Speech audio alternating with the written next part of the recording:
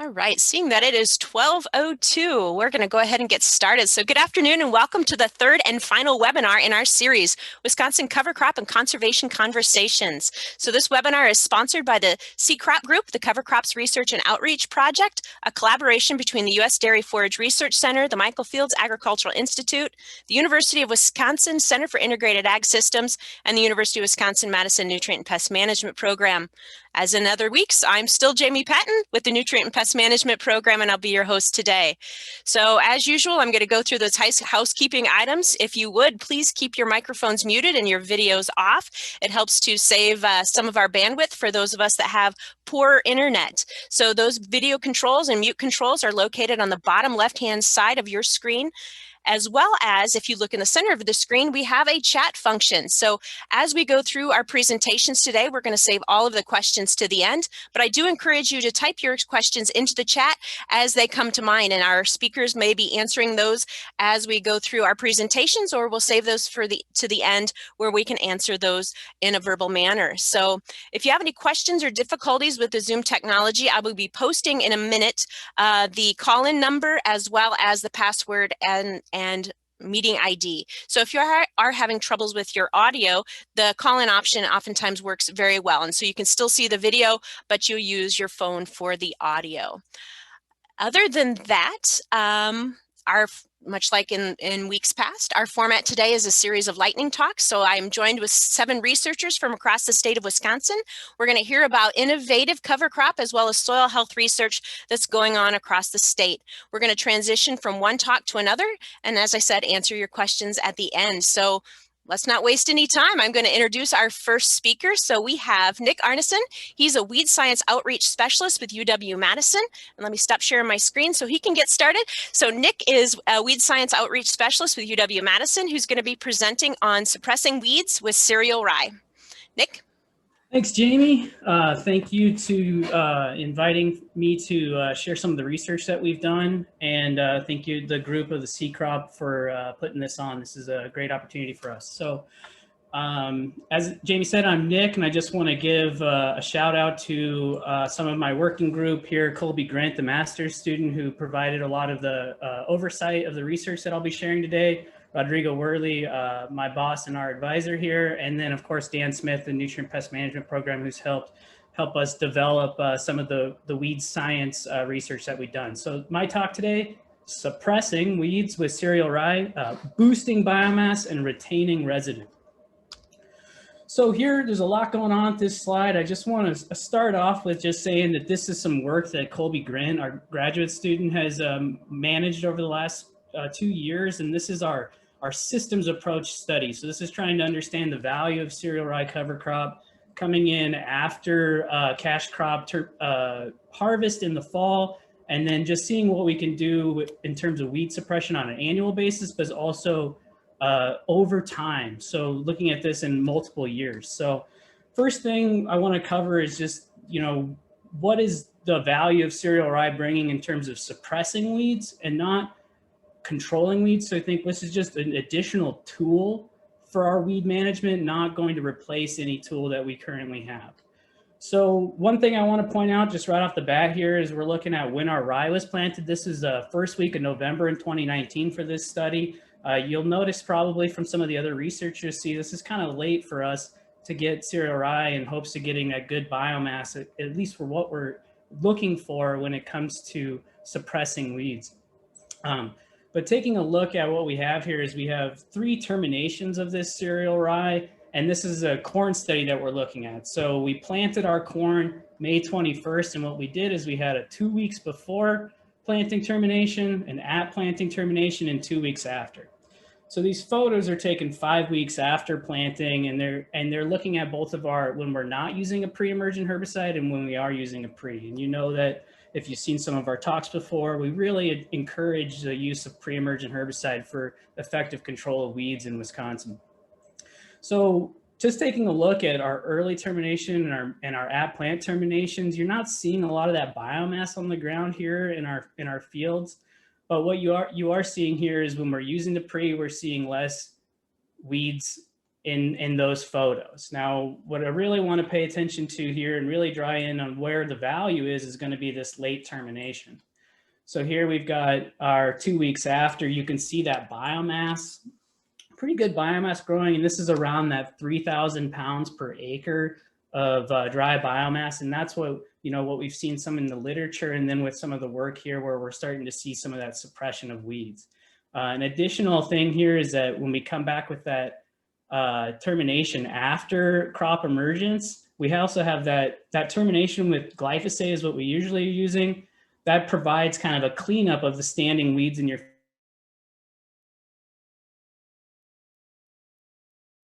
that time. One thing I want to draw in is this is looking at that second year of the study. We're collecting our new cereal rye biomass. You can see this standing biomass on the field, on the ground there, which is really what we're trying to dial in on the value for weed suppression, because the more biomass we can build, the better chances we can have in terms of suppressing weeds. And what's important too is that when those later that later planting, that later termination, that's when a lot of the weeds that we're worried about are starting to emerge in our parts of southern Wisconsin. So one thing, an additional deal I want to point out here is some of the weeds that we've worked with in terms of showing suppression in our corn and soybean fields. One that we know that we're going to have particular trouble with cover crops is giant ragweed. And so a lot of times what we've seen in the literature and then with our works for sure is that some of the smaller seeded weeds, we seem to have a better suppression with cereal rye. But in this particular study, which I believe this photo was taken from one of Colby's studies at Lancaster Ag Research Station, you can see this giant ragweed coming through just fine. So it's really important to know what weeds you're dealing with in your field and making sure that you're taking care of that up front with aggressive herbicide program that's going to be able to control those weeds so that they're not establishing comfortably in this. And I want to just point to that we will be doing additional research this year at our Rock County farm, looking at our giant ragweed infestation there and seeing what value cover crops can bring, especially with cereal rye, and just seeing what that does in general. One of the final things I want to touch on is one of the research projects we've been doing is really trying to look at deposition of pre-emergent herbicide applications into living rye. So we're really, when we looked at that first slide, we're thinking about, we really want to boost the biomass, make sure the residue stays there. So part of that is planting green into this tall standing cereal rye, and how can we terminate it effectively? So with some of that work before, we've seen that as long as we get a proper termination of that cereal rye, we're not seeing much of an impact on our soybean yield, but we can see at some locations and on others not so much, we can see a drag on our corn yield. Now, particularly this comes in when we're not getting a good termination. So one of our studies, when we looked at that deposition of the pre, was looking at a glyphosate termination, just the chemical termination of the rye versus a roller crimper. And so this photos were taken from Arlington Ag Research Station. You can see a nice clean termination of our cereal rye here on the left. And then what we're seeing is with the roller crimper that this rye didn't completely die. So did we roll this too early? We wanted to make sure that we could get it a good biomass, so we rolled it. But if we delayed it any further, then if we don't kill it, then we are potentially introducing a new weed into our system with allowing that rye to go to seed. So now one of the questions we're looking at, and one of the projects we're gonna deal with this summer, is looking at combining these two treatments as a way to get a good biomass and a good mat there to suppress weeds, but also utilizing this chemistry that we still have available to us in terms of a quality weed control program. So we'll be studying that this summer, where we're combining these treatments and comparing them to them alone. So just a final take home, I think I want to these are some of our biggest take homes from the research that we've done in the 2 years, and we're going to continue to do, is that, we want to make sure that we can establish the cover crops early. And so we've seen in previous weeks and other cover crop talks, we've seen being able to establish cover crop into your standing cash crop the previous year before, The earlier you can get in the ground, the more GDUs you can harvest, the better biomass you're going to get. This last year, we were able to plant at the end of September, and we have some really nice looking rye in some of our trials this year. We need a successful termination to limit the impacts on that crop yield based on the research that we've conducted so far. And this is just probably the most important one here, is that cover crops are an additional tool for weed management. They're not replacing anything. So the research we've seen across the nation in weed science in particular is heavy duty biomass production from the cereal rye, in addition to an aggressive pre-emergent chemistry, is going to be your best way to manage troublesome weeds in your cropping system. And with that, I think that's all the time I've got, so I'll just end there and we can move on to the next. Thank you all for allowing me to share this with you today. Thank you so much, Nick. So if you have any questions, please post those in the chat as we move through our presentations today. So next we're going to hear from Jason Cavadini, Assistant Superintendent of the Marshfield Ag Research Station, on regenerative principles in corn silage systems. Jason?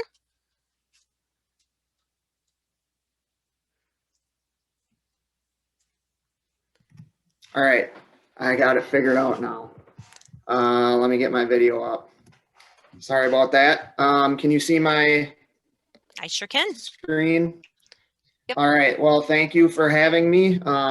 So I, in my position at the research station, also have the opportunity to be involved with our local watershed group, the Old Plain Partnership for Integrated Conservation.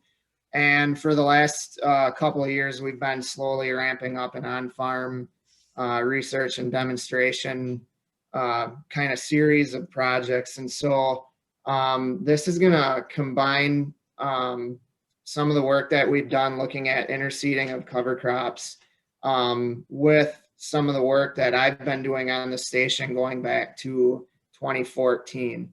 And so really what we're looking at is how to improve corn silage systems with interseeded cover crops. And so obviously there's thousands of acres of corn silage in our area, and we also have the highest concentration of phosphorus in all of the tributaries of the Wisconsin River in our watershed. And so we know that those corn silage acres are going to continue. In order to get cover crops on those acres, we feel like interseeding is the key to making that happen. So we're spending a lot of our effort trying to figure out how to perfect the practice of interseeding, also tracking how it affects the soil over time, trying to quantify some of the things that farmers might not have the ability to do on their own farm. And then also looking at the effect on yield. So the one study that we've been doing since 2014, our main goal was to track how the soil changed over time. Sort of one of the side things we were looking at was yield. So this is like a case study from 2014 to 2019. And over that time, we had corn silage 4 seasons. And so the data I'm going to show are an average of those 4 seasons. But to boil it down, looking at the soil parameters of that study, over that time, the soil became more trafficable as we took tillage and out of the system and integrated cover crops in. So the soil became firmer, more stable, better structure, became more manageable. Soil infiltration became more consistent across the season, and the soil became more stable and better structured. So really what this was doing was helping us to quantify or even make tangible some of the anecdotal observations that farmers have seen around the area as they've transitioned to these practices. So as I said, one of the side things that we were looking at was yield. And over that time, so if you look at these 4 seasons of corn silage, this is the average of all those. There was no significant difference in yield. So basically, transitioning from conventional tillage to no-till had no effect on dry matter yield. Similarly, interseeding cover crops had the same effect. So basically you can see the bars here that have the dots in them are the ones that have interseeded cover crops. No significant effect on the cover crops. So basically interseeding cover crops, we can have cover crops growing between the corn rows without it having a detrimental effect on yield. So in a nutshell, we can take tillage out of the equation and we can integrate cover crops into it and expect to have the same yield that we had before. I guess the one thing I would say, the caveat here is, it all depends how much homework the farmer does ahead of time.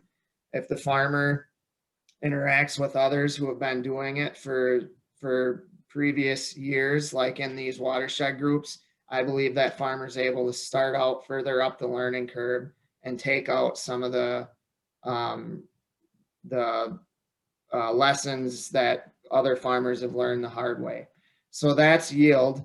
And then the last thing to show here is quality. Now, this is not at all what we were expecting to see, but we have seen this consistently over these 4 years. We've also had 2 other multi-year interseeding trials going on. Every single year that we've grown interseeded cover crops between corn rows and taken corn silage quality, it has always significantly improved the quality of the corn silage. So these differences that you see here are all statistically significant. So as you look at the 2 no-till systems and you integrate cover crops into it, you're taking a significant bump in corn silage quality, and the same thing in the tillage system. So basically, as we eliminate tillage, we take a bump in quality, and as we integrate cover crops into it, we take another bump in quality. I'm reporting here pounds of milk per acre, but what's driving that is digestibility. So when we have cover crops growing between corn rows, we always have higher digestibility. And the last thing I'll say before I end is, often people will ask, is that because the cover crop is somehow getting included with the corn silage? And there's no way that that's the case, because the way that we harvest these samples is by cutting individual corn plants from a certain length of row from several spots in the field. So there's definitely a significant trend that we're seeing here with corn silage quality.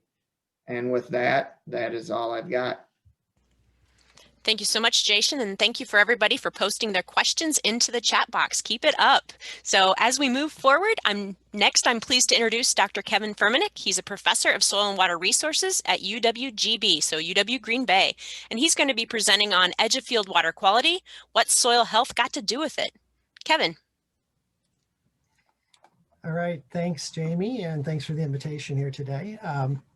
So yeah, I'm going to try to tackle this tough question, and I'll already give you sort of the background is that it's still a work in progress, and this study is really trying to get at the next step here, where we're talking about these great soil health practices that we just heard about, and how whether we can actually measure the impact on edge of field water quality. So this study is part of a project funded by NRCS through the Great Lakes Restoration Initiative, and cooperators are Purdue and the USGS, who are doing the edge of field water monitoring.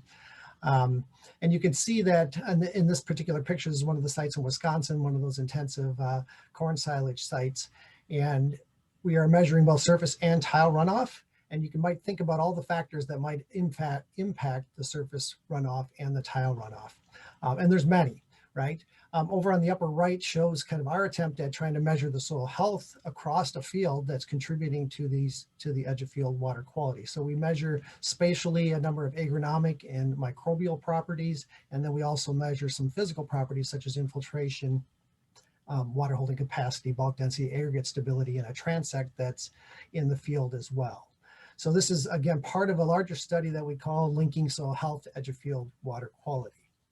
So I just thought I'd list out some of these factors that might affect edge of field water quality. Many of these are factors that you're very familiar with that are used to estimate soil erosion susceptibility, and as well as the P-index across Wisconsin. So some of those are ones that we can't control, right? So there's sort of site factors. And then there's a number of management factors that I show here sort of in the middle, which are clearly important. And as we just heard, interseeded cover crops and corn silage obviously protects the soil year round, ideally, especially when we don't have tillage. So that can improve edge of field water quality. And then we get to this bottom list here of some of the soil health parameters that we might be able to measure, right? So soil health is depicted here in the lower right part of my image, are physical properties, chemical properties, as well as biological properties. And it's those working together that we really refer to as soil health.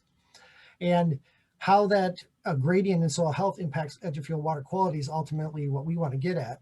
And we know we can look at that in time at a single site as a site goes from poor soil health to better soil health, or we might be able to look at that through different locations. And that's kind of what we're doing across the Great Lakes. So we've got a lot of factors changing, so that makes it difficult to see what that response is. And I might point out that when we try to measure soil health, of course, soil health parameters change across the landscape or across the field as well. So just a couple sets of data here. Upper left shows sort of the variability in soil test phosphorus across our sites. So we have our sites in Wisconsin relatively high. They're dominated by dairy. That's the upper left diagram. The right shows the runoff losses per acre across these sites. And again, these are previous to most BMP implementation. So this is the early part of the study. And what we're finding is in the lower left, of course, is that we're seeing this close connection to the amount of phosphorus that's in the soil. So that's on the bottom of my XY graph there. And that is directly impacting the amount of phosphorus lost in runoff. All our other factors, our physical factors that we measure for soil health, our microbial factors that we're measuring for soil health, are not showing to be predictive of what we're losing in runoff at this point. So, so far, we're seeing that site and management factors and nutrient status seem to be the biggest drivers of our edge of field water quality that we're observing. Physical properties and the biological properties are, the signal from those is not apparent, at least above and beyond these other nutrient characteristics. That being said, we have seen that we can measure things such as the amount of compaction or bulk density in the soil and see improvements in infiltration or differences in infiltration. So I think the practices that farmers are doing to do the cover crops as depicted here in some of my pictures, that we're going to see some of these emergent soil quality, soil health properties come out, and then they will also eventually affect edge of field water quality. So I guess it's sort of stay tuned for the final results of this study. Thank you. Thank you, Kevin. So as with all research, always a work in process. So great to hear from you, Kevin. So next we're going to have Dr. John Grabber, a research agronomist with the U.S. Dairy Forage Research Center, and he's going to be presenting on interseeding alfalfa into corn silage, current recommendations. John? Okay, Jamie, thanks very much. Can everybody hear me and see my slides? You betcha. All right, well, thanks everyone for joining us today. Yes, I'll very briefly talk about this topic, and I'll point out first that I'm representing a number of people that have worked on this project, both at the Dairy Forage Center, University of Wisconsin, Mark Rentz in particular, and folks in other states. So a lot of people have contributed to the work. So let's talk a little bit about this idea of interseeding alfalfa into corn silage. Well, in this system, what we're aiming to do is, of course, plant corn silage in the spring, but we'll be interseeding alfalfa shortly after corn planting. And perhaps you can see in the photo, the alfalfa just starting to come up along with the corn. And the aim is to have the alfalfa become established under the corn canopy. And as it becomes established, it serves as a cover crop for the corn, which is something we certainly need in our corn silage systems, cover crops. Then after the corn is harvested, the alfalfa will hopefully remain and provide cover through the fall and winter. And then in the following spring, the aim is to be able to go right into that alfalfa and begin harvesting it first thing in the spring. And do this in place of what a farmer might do in the following spring, which would be to plant alfalfa and wait a good part of the season before they can start harvesting. So with this system, we're trying to provide ground cover during corn silage production, after corn silage production, and then to be able to go in first thing in the spring and start harvesting alfalfa. And whoops, my screen is locking up. Let me try sharing something else.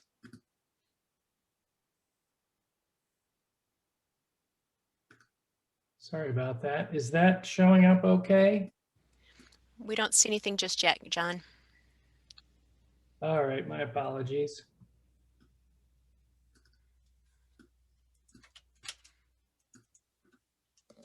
Yeah, let's try that.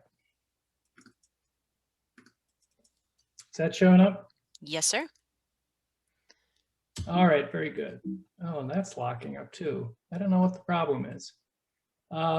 Let's see, Jamie, do you have the presentation handy by chance? I will start sharing that. So let me, if you can stop sharing, I will Okay. share from my end. Okay, thank you. You betcha. Thanks for your help and patience, everybody.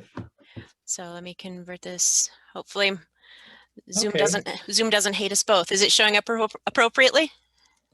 Pretty well. Some of it's chopped off on one side. Okay. Go the other way. Okay. So I will fix that. You keep chatting. I need to move it. I need to move screens. We're going to go to the second slide at any rate. Yeah, so there we go. That's better. Thank you very much. You can zoom out a little bit. You're a little too close. Okay. I will try. The joys of Zoom and sharing. Okay, well, I'll try to carry on. What the next slide is trying to illustrate is that normally with the system, without the management practices that we've developed, what you'll see is what occurs in the top slide is after the corn is harvested, usually the alfalfa stand will be very sparse. And of course, that's not very good for cover crop or trying to go into alfalfa production the following year. But with the management practices that we've been developing, what we can see more typically is a stand that looks like the middle photo, a good stand of alfalfa after corn harvest. And what we've been finding with proper management is that we can get stands that'll increase alfalfa production by 1.6 to 2.3 fold in the following year after corn. So very similar to a fully established stand of alfalfa. What we found with this system is that we can improve water infiltration and losses of soil, phosphorus, and nitrogen from cropland up to about 80% while the alfalfa is getting established in corn and following corn production. We have, however, noticed some impacts on corn silage production. Yield losses or reductions are typically in the order of about 7% compared to growing corn by itself. We've seen anywhere from 0 to 20% reduction. So we're trying to work on how to minimize or hopefully eliminate any yield drag on corn. What we've done are in addition, some economic analyses, and we're expecting the system will allow farmers to increase net returns of corn alfalfa rotations by about 12%. So we're aiming to get benefits of the cover crop, increased alfalfa production, and increased profitability from rotations that implement this system. So if we could do the next slide, I have a brief summary of some of our current recommendations for this system for folks that may want to try it. First, get started on a small field that is suitable for alfalfa production, good alfalfa ground. And small field, like any new practice, try it out small first to work out the bugs, get used to it. Got to use adequate soil fertility, manure fertilizers. You got to feed both the corn and the alfalfa. We do recommend that the nitrogen get placed as close to the corn as possible, either in starter and deep band. You want to feed the corn, not the alfalfa, nitrogen in particular.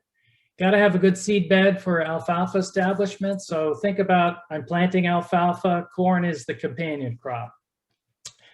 We want to use mid to short season hybrids, and I'll point out why in a moment. And of course, use adequate weed control. We've worked out methods for that. When it comes time to planting the alfalfa, you want to make sure there's adequate moisture in the soil profile to get the alfalfa going and avoid having it compete with corn too much for moisture. If it's really bone dry, like remember 2012, skip interseeding, don't do it. Just do a spring seeding of alfalfa as you normally would the next year. We found that agrochemicals are very helpful in aiding alfalfa establishment. For example, using a fungicide like Prioxar, when the corn is about 4 to 6 feet tall, spray it so it works down through the corn canopy to the alfalfa. That really aids alfalfa survival. That's very important. Want to harvest the corn silage in preferably early September. You want to get your corn crop off, allow the alfalfa time to get ready for winter. And also when it comes time to harvest the corn silage, if possible, you really want to avoid doing so when the ground can easily be rutted. If it's rained, saturated soil conditions, that'll damage your alfalfa stand. And it really helps too to use equipment that has low pressure tires. Keep dump trucks off of fields. It's bad for interseeded alfalfa. It's bad for your field in general in terms of the compaction that it causes. So next slide. We've got working with Mark Rentz, worked out a handout that describes our current recommendations, and at the bottom of the slide you can see the website where you can look up and get these recommendations and look them over a little more carefully. And now I believe we'll have the last slide, and I just want to thank you for your attention. I've got my email address if you want to contact me and find out more about the system, ask questions. I'm showing here a photo from a farm near Brillion that's been doing the interseeding, alfalfa interseeding for several years. This photo was taken in October, and it was in a rather wet fall, so they did have some wet soil conditions, and you can see in the middle of the slide some damage to the alfalfa from the harvest equipment going through, but it's actually recovered fairly well. So some farmers are trying the system and finding some success with it. So I'll last of all leave you with a commercial disclaimer, and I think we can move on to the next talk. Thank you so much, John. So as we were chatting beforehand, John is kind of cursed with PowerPoint and Zoom, so we tried. But yeah, thanks for helping me, Jamie. No problem. So we thought we had this all fixed, and of course we didn't. So, but my fault. It all works. So no, thank you so much, John, for your presentation. So next will be Veronica Justen. So Veronica is an associate professor of crop science at UW River Falls, and she will be presenting on expanding cover crop options for northern Wisconsin corn producers. So hopefully I can get this PowerPoint to run. Are you seeing it correctly? Looks good to me. Thanks, Perfect. Jean. Thank you. Awesome. Well, thanks for letting me come talk about some research that we're doing up in northwestern Wisconsin. So at River Falls, we have struggles with cover crop establishment because of our short growing season. So we are trying some different experiments with interseeding, as well as trying to explore some additional cover crop variety options. And so that will be the research that I'll talk about today. So Jamie, you can go to the next slide, please. Thank you. So one thing that we have struggles with is trying to establish oilseed radishes or tillage radishes as a cover crop in northern Wisconsin. particularly if we are not utilizing a winter wheat rotation. So most of our oilseed radish use and cover crops is after a winter wheat rotation. And so some work that we're trying to do here at UW River Falls is try to explore some additional germplasm of oilseed radish that might allow us to plant oilseed radish cover crops after a grain crop or after soybeans. So we've been doing this project since 2019. So we just completed our second year of a trial where we assessed or evaluated over 87 lines of oilseed radish, including 2 commercial cultivars. So we looked at groundhog and tillage radish, and then we looked at 85 accessions from the National Germplasm Bank. And we selected those 85 varieties or 85 accessions based on some of the characteristics that had already been established by the USDA. And so these included early germination, short growing seasons, cold tolerance, and some of those characteristics or keywords were utilized to identify those varieties. And then at our River Falls lab farm, we looked at the performance of these accessions at 2 different planting dates over 2 different years.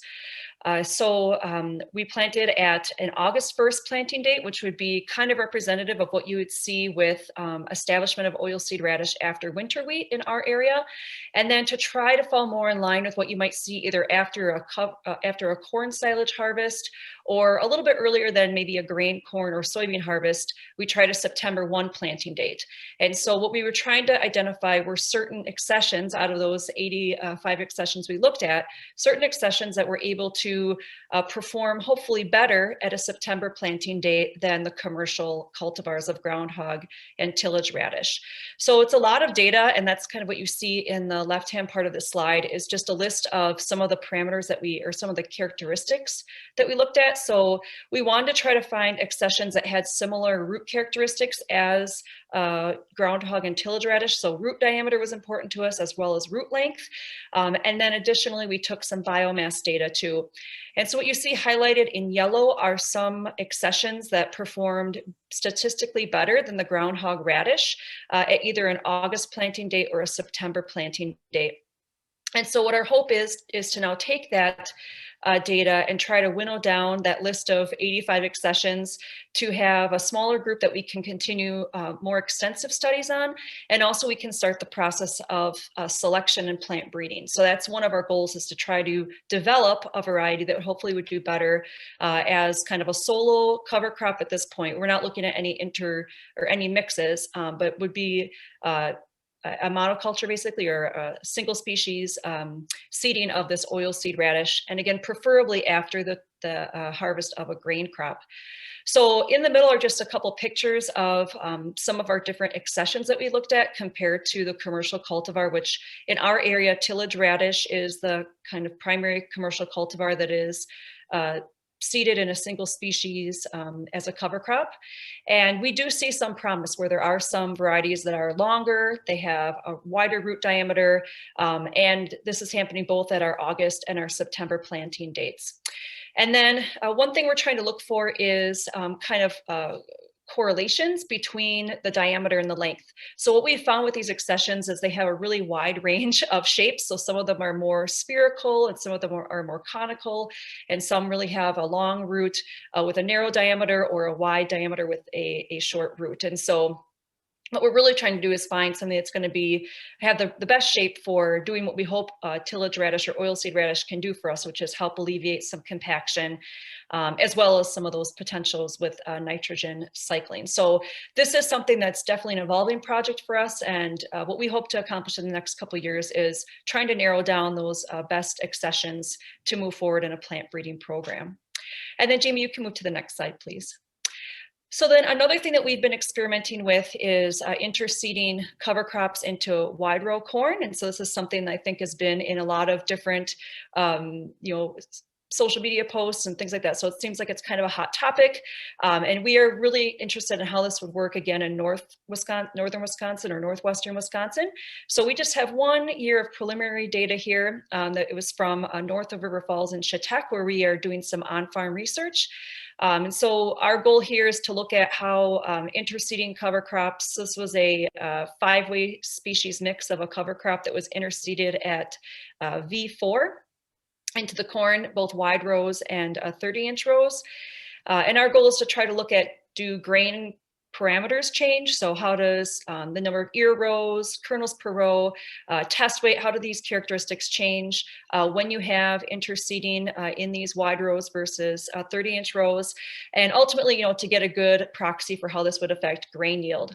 We also have an interest in looking at forage quality. So we do have some initial forage quality data, which indicates to us that there is some influence of this interseeding and wide row corn production on forage quality data, which I think Jason kind of alluded to a little bit in his presentation about this influence of these cover crop species on having some effect on forage quality. So our next steps in this research are to look more at maybe the nutrient cycling characteristics of these interseeded cover crop systems.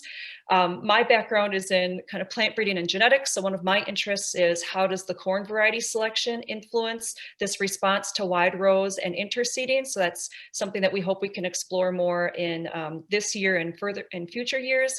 And one thing we really are interested in is having multi-site trials with on-farm research as the main component here. And so I think myself and Jason and some others that are involved in this work are really interested in finding additional farmer collaborators to conduct this research on their farms. So I do just want to say thank you to the University of Wisconsin River Falls Undergraduate Research and Scholarly Activity Fund for funding undergraduate students to do this research, and also to the Dairy Innovation Hub, which is also funding portions of this research. So thank you. Thank you, Veronica. So that was excellent. And you can see there were some questions coming in the chat. Again, reminder that if you do have questions for our presenters today, to have those posted, because at the end of our presentations, we will be answering those questions. So next we have Dr. Gregg Sandford, Associate Scientist in the Department of Agronomy at UW-Madison, presenting on cover crops, the Wisconsin Integrated Cropping Systems Trial. Gregg. Yep, thank you. I'm going to try and keep this to 5 minutes. This work is from, as Jamie mentioned, the Wisconsin Integrated Cropping Systems Trial, which is starting its 32nd season. It's actually a couple weeks into its 32nd season, a long-term, large-scale cropping systems experiment. And I'm going to be presenting on a new, well, relatively new, a couple-year-old experiment at the trial that's based on some of our historic observations, particularly with respect to soil carbon.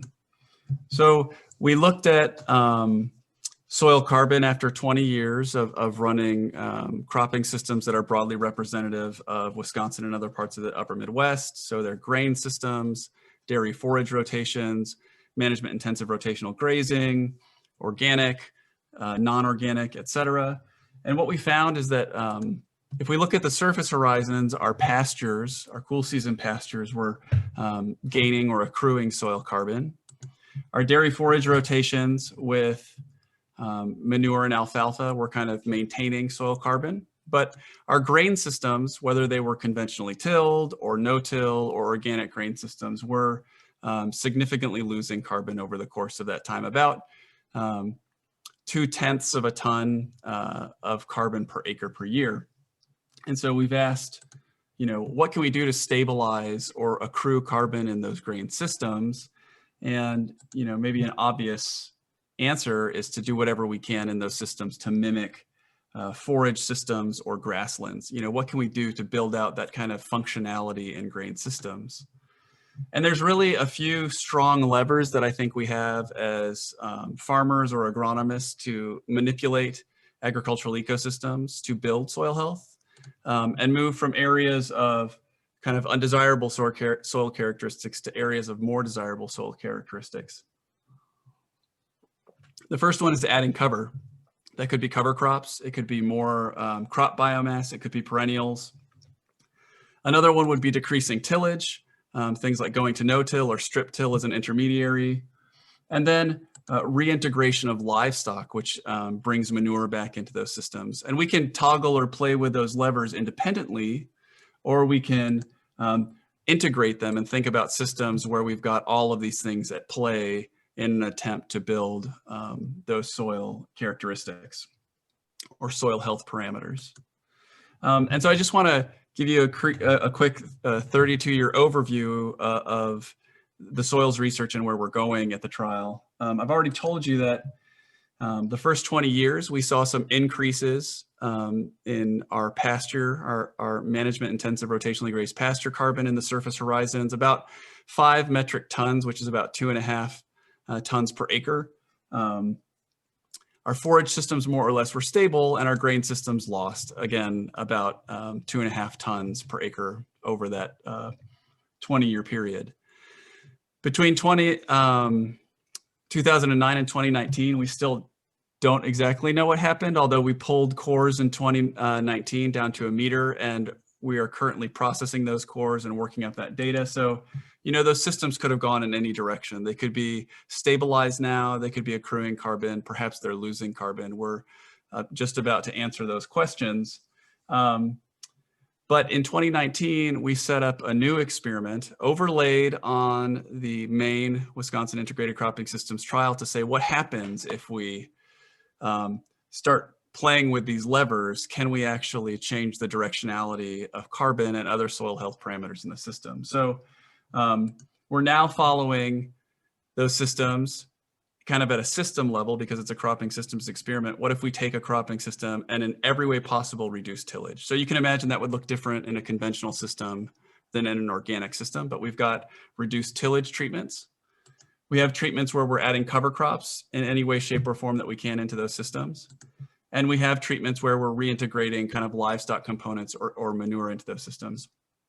And then, as I mentioned earlier on, we have then integrated system management where we've added cover crops, reduced tillage, and reintegrated livestock manures. And those are arrayed and overlaid on our main systems in kind of a factorial combination. Again, they begin in 2019. We have funding for this first set of research for 5 years, but we anticipate this will be a long-term permanent addition to the cropping systems experiment. In terms of what we're tracking kind of typical agronomic above ground things like crop yields, cover crop biomass, weed biomass, how as we shift these systems, weed biomass changes, and things like net returns. You know, what is the profitability of these systems changes.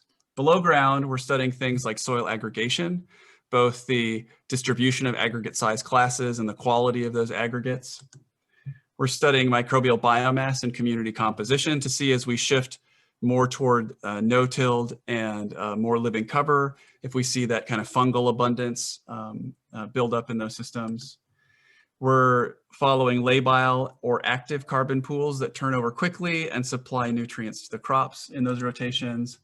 We're also following kind of more stable or what we would call sequestered or protected pools of carbon like mineral associated organic matter. And then we're following total carbon stocks. So stay tuned. This is an exciting project at the trial, and future years we'll have data to present to you. I do encourage anybody who's interested to go to the WIXT website to learn more about the work that we're doing. Thank you. Thanks so much, Greg. So we have one more speaker. So last but not least, we have Kevin Shelley, my colleague with the Nutrient and Pest Management Program, and he's going to be presenting on cover crops for seed corn production. Kevin.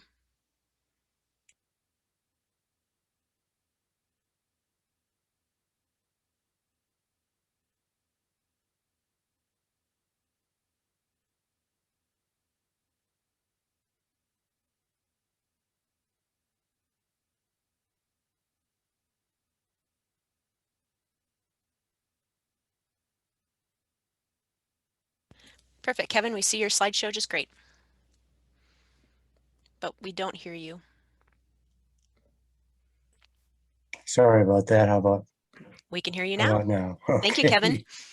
Yeah, intimidated by the sophistication of the research projects proceeding me here today. I'm going to talk about a fairly simple on-farm trial. We may have covered this in the first session that dealt with on-farm work, but Jamie accommodated me my schedule a little bit better for today. So what I have to share is something that came out of a cover crops demonstration that I had at Farm Technology Days in Dane County back in 2015.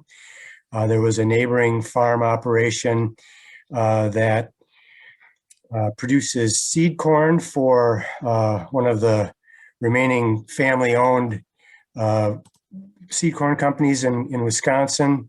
And of course, the issue with one issue with seed corn is that, we're planting inbred lines. They're fairly wimpy varieties of corn. They don't go very tall, and we chop out the male rows after pollination. And so there's not a lot of crop residue left after harvest. And also harvest will generally occur in September, sometimes late August, early September. So there's both a need and an opportunity here for cover crop during that relatively long fallow. And just to mention, it's estimated that about 10% of our corn acres annually are in seed corn production, so probably a little less than 400,000 acres a year. So the farmer, came to us and said, how could I integrate some cover crop in my seed corn production? And, we'd be interested in doing some on-farm trials. Some of the objectives we have here are, can we establish a good fall and overwinter cover that's manageable in the spring? So we chose to look at a mixture of 40 pounds of oats and 20 pounds of cereal rye, something that would give us some late summer, establishing late summer cover, and something that would hang in there through the winter and into the spring, but maybe be a little bit more manageable. So we kept that cereal rye rate down to about 20 pounds. And then how are we going to get this done in relatively large acres? The farmer didn't own a drill and was concerned that would, take too much time, even if they did. So what about aerial seeding? Also, could we combine it with another field operation? They like to put potash fertilizer on after seed corn harvest. And would that be an option to seed a cover crop in a broadcast seeding at that time? What are the economics, and what's the yield impact to the following crop, were some of the things that they were interested in looking at. They also want to know if there would be some weed control benefits. We didn't get into that yet, but as Nick and his program Learn More, I think that might be a next step for this cooperator. So treatments, we have aerial seeding. We have broadcast seeding with an airflow fertilizer spreader with potash application, and then we have drill.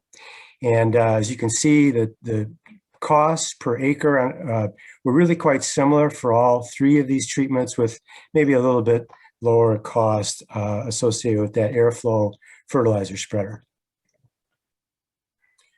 These are the results that we saw in terms of above ground biomass production from each one of those approaches. And you can see pretty big differences between 2016 and 2017. This is the average from the three replications that we had for each treatment. In 2016,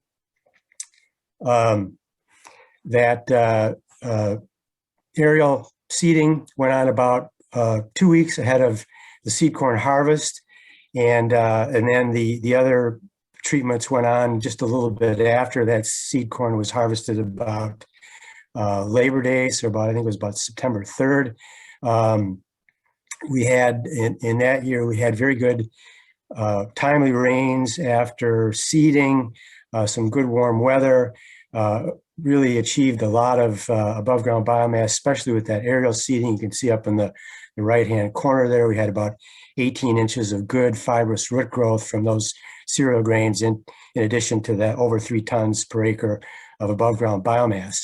2017, mainly what happened there was a pretty significant delay for corn planting that spring due to cool, wet conditions. And so the cover crops were planted about a month later, and we really didn't end up with a very impressive amount of above ground biomass, but we did have a little bit more into the spring. And as you can see, the 3 pictures down below, these are from November and October of 2016 and 2017. These are all 3 are the airflow spreader method, which is the method that the cooperator has pretty much stuck with in the 3 years since then.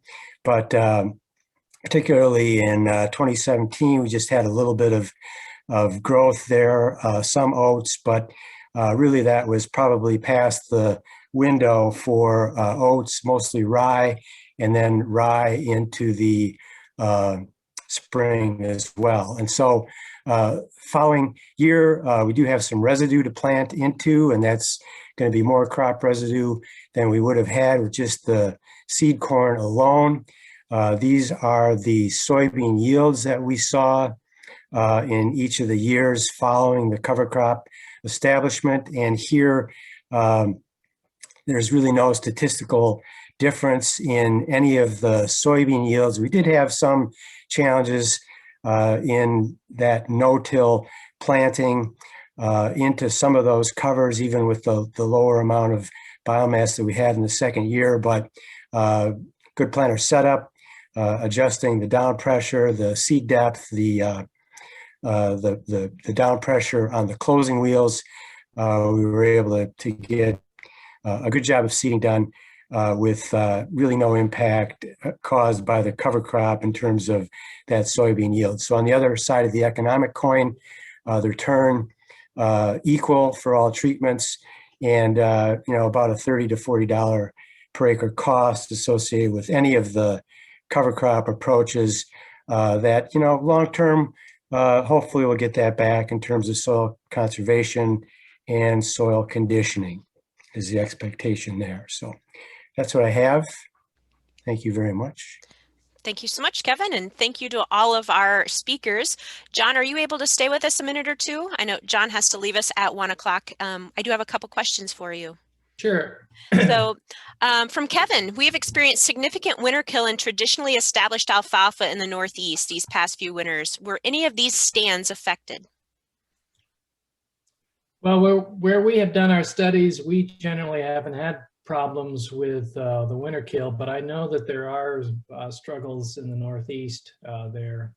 And, in general, if you're having difficulties establishing and keeping alfalfa in with your normal production system, the interseeding system is not going to be a magic bullet. It'll be subject to the same issues of keeping alfalfa in as a regular stand establishment. So hope that helps with that. Thank you, John. I also have another one. So have insect pests been a concern for the establishment of the interseeded alfalfa? Yeah, good question. One thing that we have been using is insecticide if we've got significant leafhopper pressure on the interseeded alfalfa.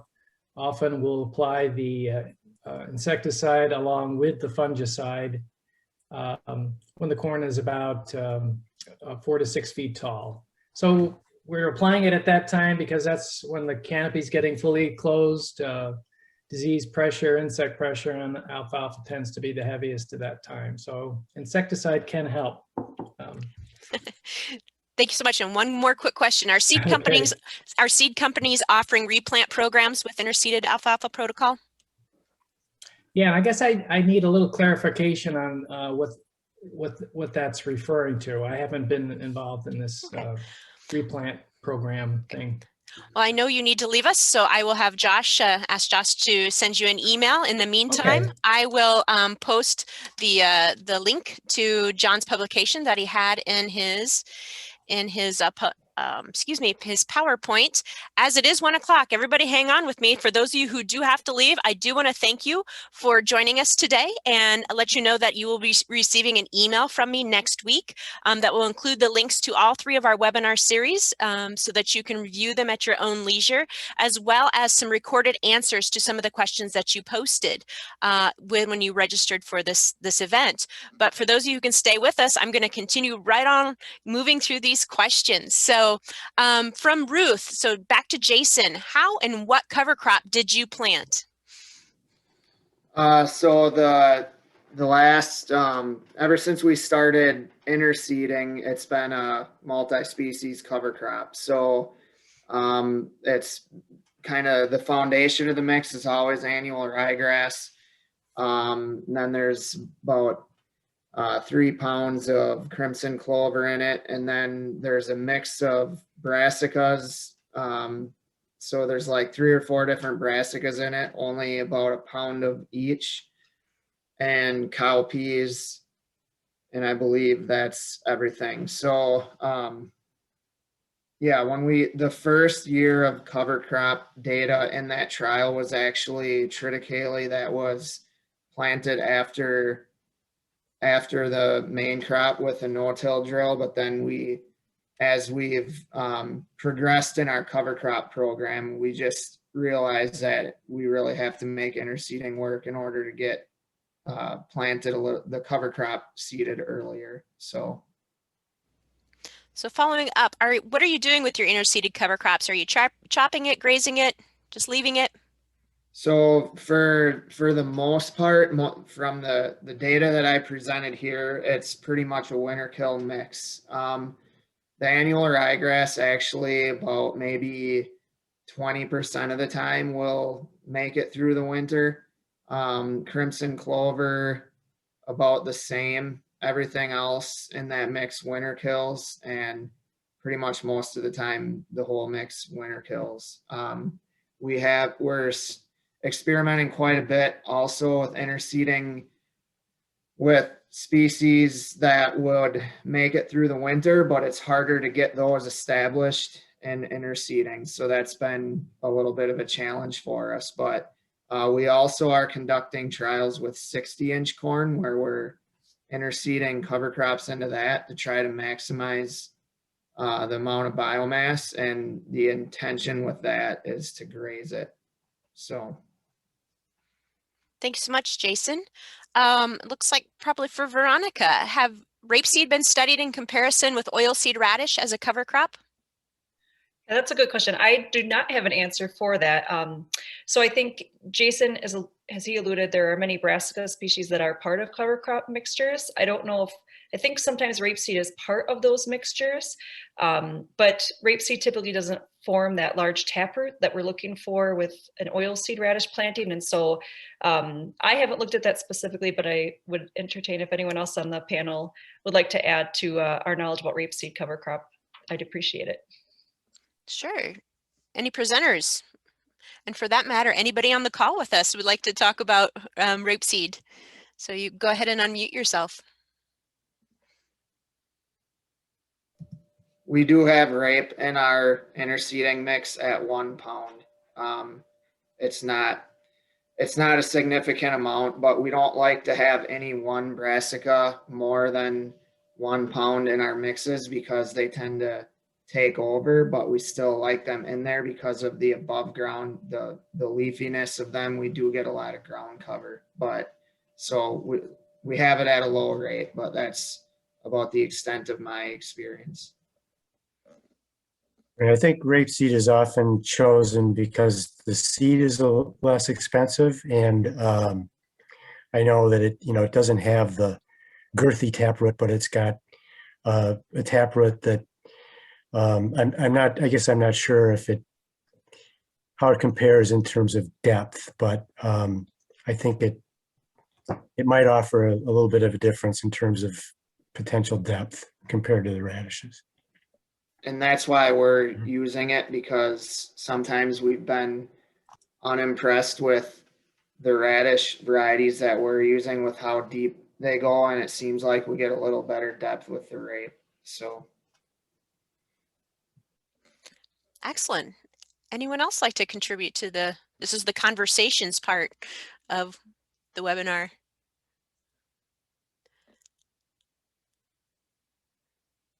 And as we get used to Zoom, we wait for that silence, right? As we're waiting for people to unmute. So how our tolerances changed for silence. So I apologize, Ruth, that I didn't get your question answered before John left today, but if I'm perusing the chat correctly, I don't see any more questions. Are there any? If you feel comfortable posting those in the chat, or go ahead and unmute yourself and pose those to our presenters today. I would like to ask Veronica, in terms of compaction alleviation, is there any thought to comparing cereal grains or forage grass or something with those fibrous roots compared to the taproot of a brassica as far as effect on compaction alleviation, particularly the deeper compaction? That's a great question, and it's not something that we have looked at.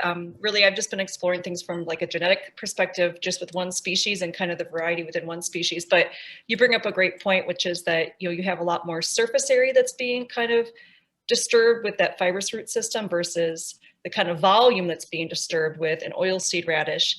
And I think for the research that we're looking at, I'm curious how that compaction alleviation might change with the shape of the root, right? So I haven't looked at that comparison of cereal rye with oilseed radish, but I kind of feel like others might have at different universities.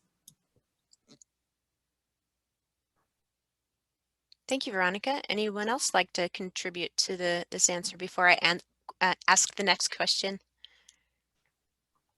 Because there's a lot of discussion, right? So which cover crop species do we use to alleviate compaction? And we first need to define whether we're talking surface or subsurface compaction and where that's located, and a lot of research work to do out there. So Josh asked, rapeseed overwintered well in Lafayette County this year. What are our termination options? Timing. So this may be if our weeds crew is still on here, a good question for you all. I see Jason unmuted. Jason. Well, I was just gonna say that and actually the weed guys should probably weigh in because they know better than me. But we haven't seen an overwinter here, so we haven't had to control it. But I don't think it's going to be the extent of controlling, one of the winter cereal grains. I think it's going to be much easier to control. And I think if it's a conventional system, whatever they're using is more than likely going to control that. But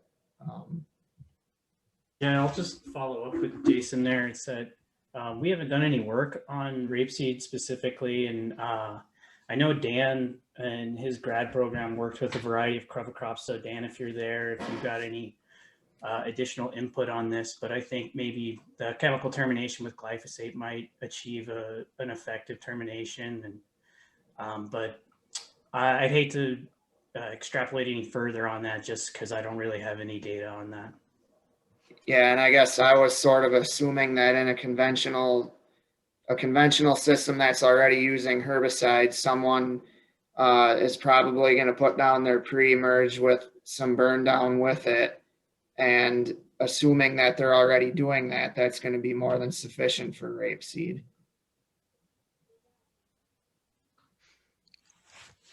Dan, did you have anything you wanted to add? My only comment was, remember, we do have Roundup Ready canola. So depending upon where you are purchasing that seed, make sure that you are not getting a Roundup Ready variety. So rape and canola are different but similar. So. Yeah, those are great points, Jason, Nick, and Jamie. The only thing I would add is make sure that the cover crop is actively growing at time of termination. So we want 50 degrees during the day for at least 3 days prior to and after application, and 40 days at night for the herbicides to translocate.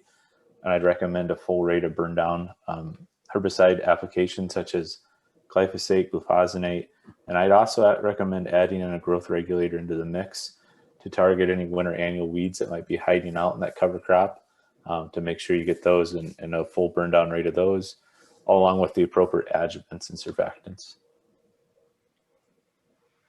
Thank you so much, Dan.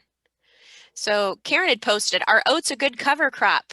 So just kind of think about this one, and Gregg answered. So talking about forage type oats are great annual cover crop, particularly following small grains like wheat. Do any of our panelists or presenters today have any additional comments on whether oats are a good cover crop? I'll just start out by saying oats are my favorite cover crop, particularly for in our area, because we can plant them, fairly late in the fall and still get significant growth, because especially the forage type oats, because they're focusing all their energy on getting as much above ground biomass as possible. And sometimes I actually like the oats because they're gonna winter kill, but you have a lot of residue on the surface then in the spring, and it's not going to be green like a winter rye, but there's going to be a lot of it there. So Others, yay or nay on oats? Oats are also pretty forgiving. Oats are spring barley. If you have dry conditions at planting, they'll hang in there. They'll come eventually. They're relatively economical in terms of seed cost. They're really kind of a beginner's cover crop, or even beyond that. We find down in the southern part of the state, though, that once you get past, August 1st to the 15th down here is probably the target date. You could plant them, especially the later maturing forage type oats, you could plant them a little earlier. Earlier planted dates for shorter maturity grain types, you will probably make seed. They'll grow into, into November. It takes a couple of 20-degree nights to kill them, but once you get, it seems to me that once you get past about September 20th, they'll grow, but not a lot. You might be better off with a winter cereal grain if you can deal with the overwintering by that point in time. So there's some nuances, I guess, but they're a good go-to option just for covering the soil and getting some root development. Thank you, Kevin. My answer was going to be they're cheap. So that's where, as we look at cover crop seeds, so that's where, depending upon your options. Yeah, the forage types are about twice the price. And sometimes they're in short supply. So. Good points. Anyone else have any other questions? So that would, I don't see any new questions. So any further comment on the questions that we've answered thus far?